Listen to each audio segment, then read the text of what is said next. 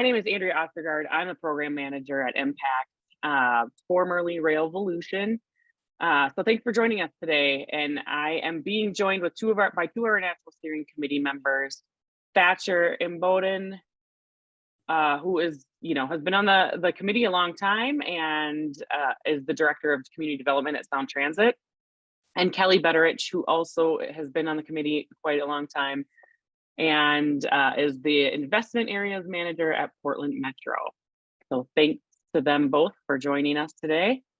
We're going to cover in this webinar some basic stuff, just try to get some more information about our call for speakers out there. We're going to try and let you know what our National Steering Committee is looking for when they're reviewing proposals, some of the topics, some of the tips, a little bit about the process and what to expect from a timeline perspective. And then we're going to spend some time on Q&A. So if you have questions, please feel free to drop them into the Q&A and we will try to get to them along the way. And then at the end, we have some time set aside. So as I mentioned, there we go. As I mentioned, we rebranded last year. We are now Mpact.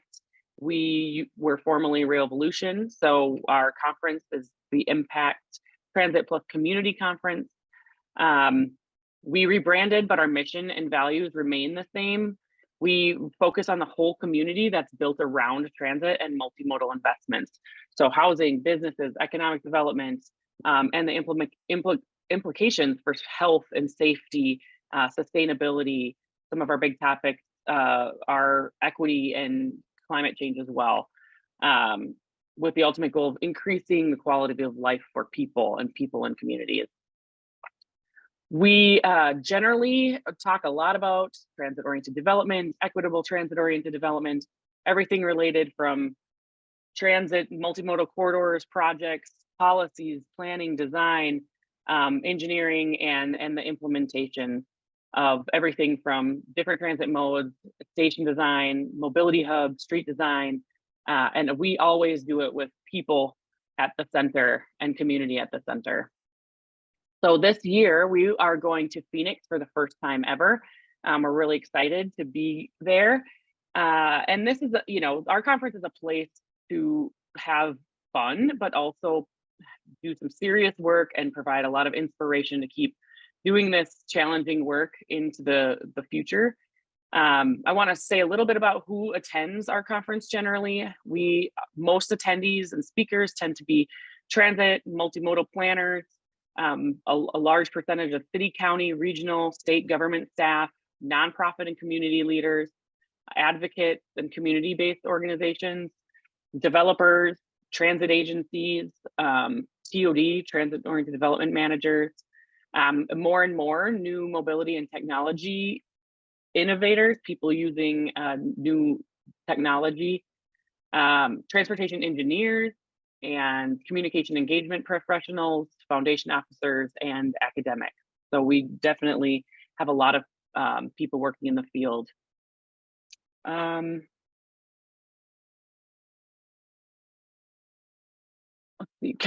call for speakers is currently open. So it opened on March 1st and it will be open through March 31st.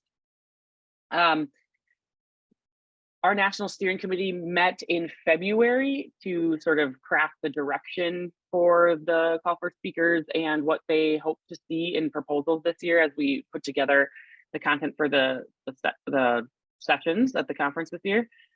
And at that meeting, we talked a lot about how people are adjusting the ways they're doing work to achieve better results for the community. So I'm going to hand this off to Thatcher to speak a little bit about that meeting and the contents that we're going to be looking for this year. Great, thank you, Andrea, and welcome everybody. I love the kind of diversity of places that people are coming in from today. So, what we're really looking for are hot topics, advanced basics, and intro level sessions. And we really want proposals to focus on the so what, or what's the takeaway. We love new ways that people are approaching problems, what results they're seeing, and the lessons learned that they're going to carry forward. We know that the work that you're all doing is hard on a day-to-day basis. These projects or programs or policies that you're working on take a lot of effort. And so coming to the conference and, people, we really hear from attendees that they come for networking as well as learning, and kind of maybe sometimes joke about it's a kind of place for therapy, group therapy, but it's also a place to get inspired. And I think the quality of sessions really matter to the attendees. And so, whether it's innovative approaches or kind of problem solving to just really well executed kind of what we call advanced basics of where you're trying to figure out like how are you going to deliver a project, even if it's the project itself is not innovative, executing a very difficult project flawlessly or having lessons learned that you want to share is definitely the kinds of information that we want. Can you go to the next slide, please? And so in the packet, there is information about the different tracks or kind of topic areas that we're looking for speakers for. The info pack has more information on each of these tracks that lists out a bunch of different subtopics. It's not an exhaustive list. It's an idea of kind of themes that are kind of emerging that we want to have proposals from. They range from things like changes in travel demand to value capture for transit and real estate deals, anti-displacement strategies, first and last mile efforts, and much, much more. Highly encourage you to look at the packet that was just dropped into the chat by Hillary, because it does go into more detail. Again, when you submit a proposal, do your best to identify the track that you think your topic is best fit for. However, we'll help get it into the most fitting track if needed. We're looking for, again, trending topics, innovative approaches, or well-executed nuts and bolts delivery of difficult projects. And with that, I'm going to hand it off to Kelly, who will talk about the next slide.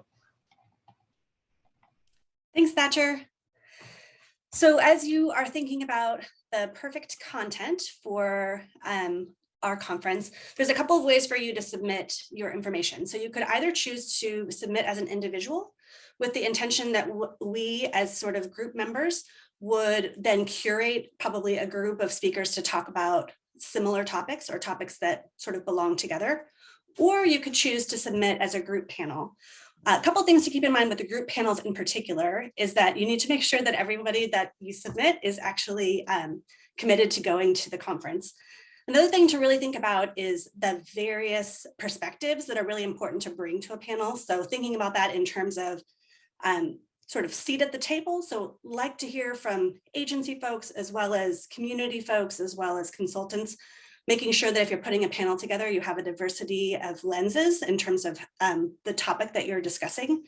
Another thing to think about is geography. So one of the bits of feedback that we receive fairly often is that we hear a lot about projects that are happening in major metropolitan areas, but there are a number of folks that attend our conference from sort of smaller geographies, and they're always looking for examples of sort of things that have gone well in those types of geographies as well. So another thing to think about. In general, it's really important that as you're putting together a panel or as you're thinking about the best foot forward for yourself as an individual, we're always really looking for the most engaging format. And so we'll talk about this on the next slide a little bit as well, but really think about how we will engage the audience and how folks can be part of the conversation. As Thatcher mentioned, for a lot of people, this is really an opportunity for growth and learning. And so the more that we can pull people into the conversation, the better. Again, making sure that if you do submit, that you make sure that everybody that you submit is able to attend the conference. And then also just a note that folks that would be speakers are expected to pay for the conference. They can attend the day that they speak for free, but if they plan to attend the entire conference, then they would need to be able to pay for that. And we do have some scholarships available, in particular for folks like community organizations, and we can talk about that in more detail if there's interest. But again, that's just a note as you're thinking about bringing content to the conference. The next slide is about the format. And so I think more and more we're hearing feedback from folks. We've sort of done these 3 to 4 speakers, 90-minute panels for a very long time. And I think that those our 90-minute panel muscles have sort of atrophied a bit, in particular, as we all live more in this Zoom world. And so we receive so much positive feedback about new innovative formats where, for instance, one of the panels I went to in Miami was sort of a peer exchange. And so there was somebody who was moderating the conversation about high-level BRT sort of questions or concerns, but then we went around the table and folks could ask really specific questions or give anecdote about how they solved similar problems. And so just always thinking about ways that we can draw folks in and also use their experience to enrich the conversation. So be thoughtful about that, and always, lots of good ideas that maybe you've even thought about from other conferences or that you've always wanted to try.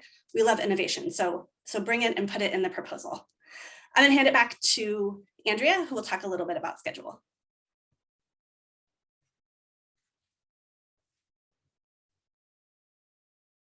Yes, I'm here. I have a lot of screens going on. Thanks, Kelly and Thatcher. And I know Hillary did put that information packet into the chat, so that's also on our website. Really encourage everyone to take a look at that.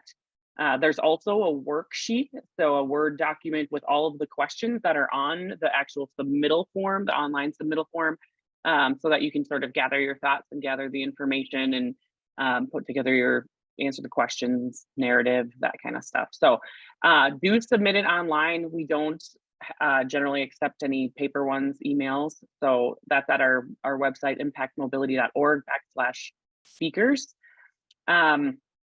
So how this kind of will go, in March, the call for speakers is open. It will close March 31st, the end of the month. Shortly after that, our National Steering Committee, which is a group of about, we're up to about 45, 50 people almost, who read through all of the proposals in different, read through the tracks and make suggestions and put together all of our conference content. So they will be reviewing those during the month of April. We meet again in May, and then we'll be in Phoenix for our NSC meeting, and that is where the sessions really start to come together, and we start to formulate about 60 to 70 total for the conference. And then between May and June is when our NSC members, who are now, we call them session coordinators, so they kind of help usher the session through the process and make sure that we're hitting our goals and having the direction of the committee. They will reach out to discuss your proposal, or if they're interested in it, find out more information about it, maybe dig in a little bit deeper, find out your interest in participating on maybe a panel that's different than the one that you might have submitted on. And in June, they meet again after doing some of that vetting to make final decisions, finalize those sessions, and finalize which proposals they're using. So July, early August would be the latest that you would hear about your proposal. They will be doing their initial sort of session meetings in July. So it could be the end of July when we do finally hear about yes or no. But many of you will have been reached out to, and so you will likely have an idea if, which way things are going. Then September, October, you prep for your session, get it ready, and the conference is November 5th through 8th. So there will be additional guidance along the way. This is just pretty high level to give people an idea of when they should expect to hear about the proposals. So that was really quick. We tried to do this as fast as we could so we could leave some time for questions and kind of spend a bit more time on questions that people want to hear than listening to us just talk about our process, which we could do for a lot longer than 15 minutes. So I'm not sure if let me see if there's questions in here. Andrea, there's one in the chat about how many people attend sessions, like the range of attendance. Oh, okay. Yeah, so we do have quite a few sessions. We end up having between about 7 to 8 that run concurrently during the conference. So they can be anywhere from about, I don't know, I would say 30 to 100, depending on some of the timing. Often they're a little less after lunch, but if the hands-on, like sessions that are hands-on, tend to be more, they draw a lot more people. So it kind of depends on the type of session and then the time of day. But I would say typically like an average session is about 45 to 50 people. Sometimes if it's like a really hot topic, like I said, it could get up to 100. If it's, you know, at maybe a more niche topic, it could be in the 20 to 30, which I know might seem like a little, or might seem like a few people, but usually the people are very interested in that topic. And so can be useful for that, or can be useful. What else do we have in the chat here? I don't know if Kelly or Thatcher, you have thoughts on the number of people. I know Kelly, you used to say that sometimes those small groups can be just as useful, if not more, than any large audience session. Yeah, and maybe that kind of touches on the 3 buckets that Thatcher talked about, where it's like cutting edge, and then there's like the going deeper into the basics, and also the intro. And so a little bit is what is the audience that you're targeting? And so being thoughtful about that as you put together your application is also really helpful. Another thing I was going to mention is that if you are a speaker that's really passionate about a topic, and maybe you don't necessarily, there's maybe somebody else in the industry who's doing interesting work, but you don't know them, that's also really important to put on your application, because a lot of times there's folks on the steering committee that have connections. And so it's a good way to kind of build a network too. So it's a great opportunity to reach folks that you might want to be a co-speaker with. Yes. Another question, it says, we mentioned that speakers will need to pay for attendance, but is there other costs associated with speaking? The other costs associated would be travel. So the conference is in person in Phoenix. At this point, we're not having virtual or any virtual sessions or virtual speakers. So it would include travel costs, depending on where you're coming from, flight, hotel. Other than that, I don't think there's any other costs that would be associated with. Another question, if the presentation doesn't take 90 minutes, is there a possibility we combine with similar topics? That's exactly what we do. Most of the sessions are combined with other speakers. So if you submit an individual proposal, you put yourself out there to speak, it is likely that you will be paired with other people to speak about a component of the bigger session or the topic, depending on the session that is put together. So we pretty much never have a session that is 90 minutes with one person. We might have a shorter 45-minute session that would be 1, maybe 2 speakers. So it would not be a 90-minute session if it was just one person. How closely does the NSC evaluate tracks as compared to the specific topics listed under each track? Yes. How much variance from the specific topics do they consider? Great question. Hi, Don, by the way. Maybe I'll let you, Kelly and Thatcher, answer these, because that's a much better, you're both evaluating these and putting sessions together, so you could probably answer it even better.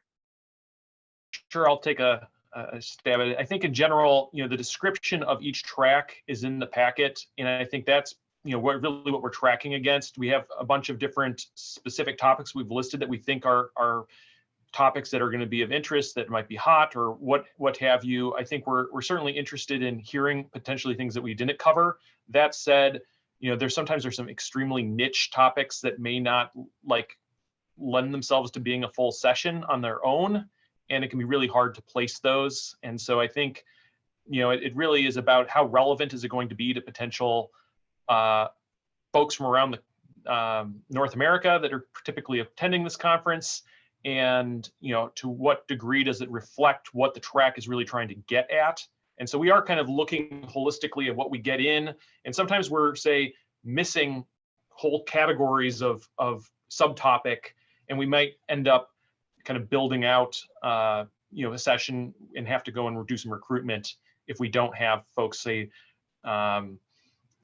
if we didn't have something on corridor TOD planning, for example, we might try to think about how would we find some speakers on that topic.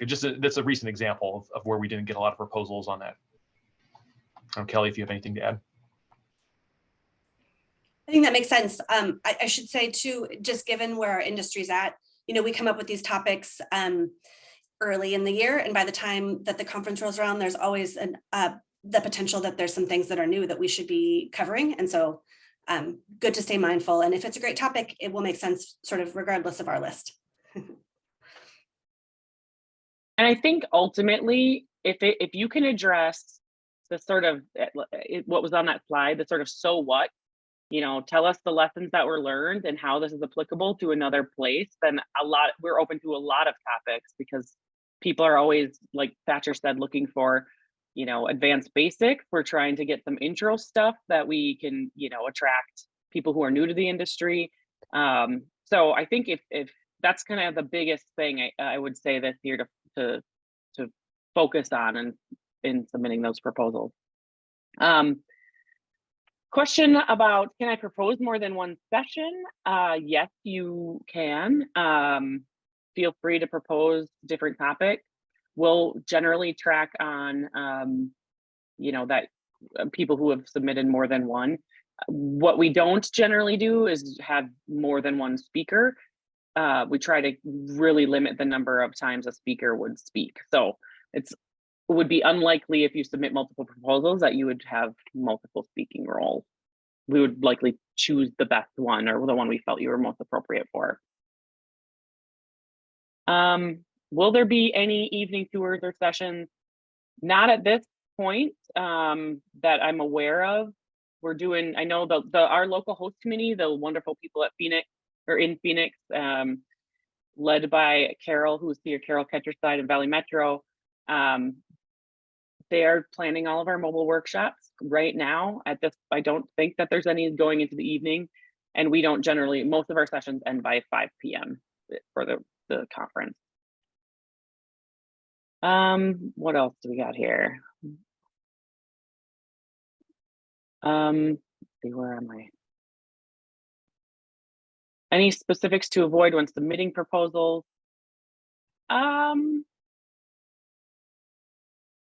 Any thoughts, Kelly, Thatcher? Hey, go ahead, Thatcher. They both have ideas. I was gonna say group proposals with limited perspective is probably one big area to avoid. That could be like all consultants or all transit agency staff that are not from one location, especially. I think that's the kind of thing to avoid. Really thinking about the diversity of perspective from a lot of different lenses would make a stronger proposal. I was going to add that to avoid proposals where you haven't sort of gotten all the way to the so what. So we oftentimes receive really great ideas about things to discuss, but we don't necessarily have concrete completion of an idea. And so that's really important, that whatever you might want to discuss has gotten to fruition, so that we can talk about the takeaways, or that at least it's to a concrete step where you can have some lessons learned and some so what. We often get a number of proposals where it's just sort of an abstract idea, and those are just hard to try to squeeze into a panel discussion. Yeah. Where can we find the diversity of perspectives criteria for group proposal? I don't think we were as explicit this year in some of our information, like in the information packet. The ones from 20, or yeah, I mean, we still use these. Basically, we really want cross-sector viewpoints. Maybe we can get this up on the website, Hillary, again in some way. But different industries, like we said, if not all consultants, we don't want all people from an agency, whether we don't need everybody who worked on the project within one agency to put together a session. We would want to hear from the people maybe in the community, the business owners it affected. So different industries related to a specific project. Geographies, like Thatcher mentioned, having perhaps someone from someone who put together a similar project in different parts of the country or in Canada, and sort of what are the lessons learned between those two or three or however many perspectives and projects from different parts of the country. Professional backgrounds, We have, including lived experience. So, you know, we want speakers representing different gender, cultural identities, people with disabilities, and anyone who can provide, or speakers who represent different lived experiences, and users.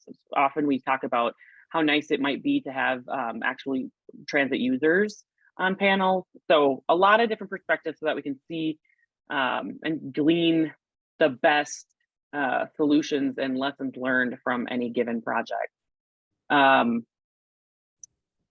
Any other, Thatcher, Kelly? We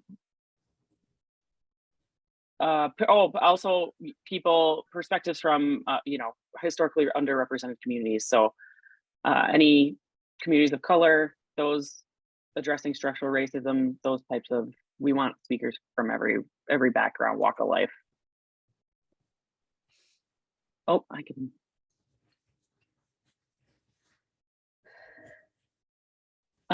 Any other questions out there? Let's see, where am I in the chat?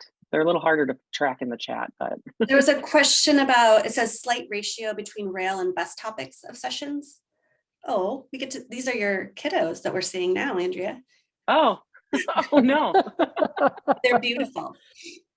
Well, there they are. Oh, wrong screen. There we go. That's what I want. So in regard to bus versus rail, I think, you know, still lots to cover on each. I'll say anecdotally that over the last few years, our BRT sessions have been incredibly well attended. And that's an area of interest for me. So those are the sessions that I tend to go to, but oftentimes it's like standing room only. And so I do think that there's a real interest in those lessons learned around BRT, but of course rail is incredibly important as well. And even just sort of the understanding how to select the right mode for the right corridor continues to be an important conversation. So in terms of ratio, I would say at the last conference, there was probably a bit more bus than rail, but it really has to do with the content that is submitted. So can't go wrong. And we do track on kind of to make sure that we have content that addresses all modes, you know, whether or not there's a few more bus than rail ones. We're trying to track that to make sure that we have a variety of sessions for the conference. My group presented a few years ago. Are there concerns about highlighting next steps or phases to a project if we plan on sharing new lessons learned? I don't think so. Thatcher, Kelly, do you have any thoughts about that? I think it's great. I've definitely been to conferences where we talked about early phases and then we heard later, and it's nice to see the project grow. What do you think, Thatcher? Yeah, I was just gonna put something in the chat, which basically was the same thing, which is if it's new content and you're talking about the next phase, great. I think it would be a really powerful story. I think really just try to tell the story in the proposal, because I think that helps us figure out whether or not there's a conversation to be had.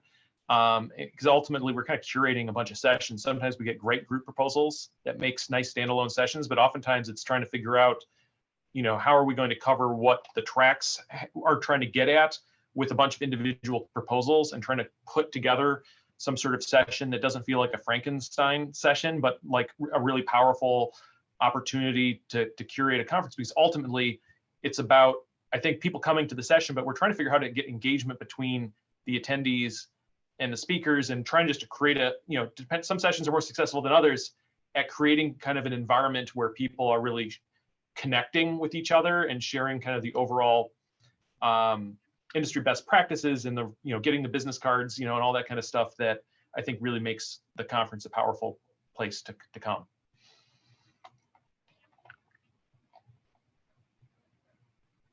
And I saw there was a question in there a little earlier about evening sessions. You know, Andrea, I don't know if you want to give a brief overview of kind of what we don't really do proposal sessions, with the exception of the PK Slam in the evening, and there is, you know, a couple other events, but I don't know, Andrew, if you want to talk a little bit about what the conference is like in the evening.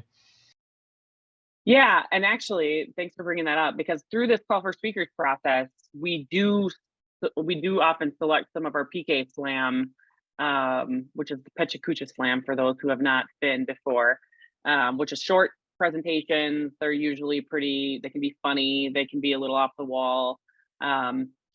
They we do a PK Slam night where we have about, you know, maybe up to 10 presentations in that format, and that is an evening event. But other than that, most of the sessions are within the, we do about 3 a day, 3 90-minute time slots a day. However, those get kind of chopped up on Monday, Tuesday, and then in the morning on Wednesday, we have some shorter time slots.